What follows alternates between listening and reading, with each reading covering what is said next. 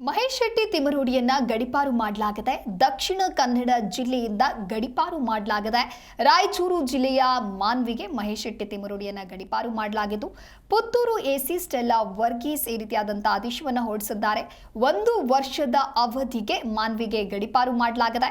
ತಿಮರೋಡಿ ವಿರುದ್ಧ ಈಗಾಗಲೇ 32 ಕೇಸ್ ದಾಖಲಾಗಿರುವಂತಹ ಹಿನ್ನೆಲೆ ಧರ್ಮಸ್ಥಳದ ವಿರುದ್ಧ ಷಡ್ಯಂತ್ರ ಆರೋಪ ಕೇಳಿಬಂದಿತ್ತು.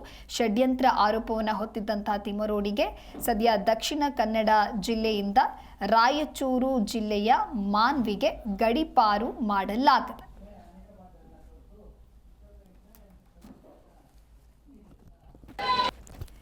ಧರ್ಮಸ್ಥಳದ ಬುರುಡೆ ಪ್ರಕರಣ ಹಾಗೆ ಸೌಜನ್ಯ ಪ್ರಕರಣದಲ್ಲಿ ಹೋರಾಟವನ್ನು ನಡೆಸ್ತಾ ಇದ್ದ ಸಾಮಾಜಿಕ ಹೋರಾಟಗಾರ ಮಹೇಶ್ ಶೆಟ್ಟಿ ತಿಮರೋಡಿಯನ್ನ ಮಂಗಳೂರಿನಿಂದ ಗಡಿಪಾರು ಮಾಡಿ ಸಹಾಯಕ ಆಯುಕ್ತ ಸ್ಟೆಲ್ಲಾ ವರ್ಗೀಸ್ ಆದೇಶವನ್ನು ಹೊರಡಿಸಿದ್ದಾರೆ.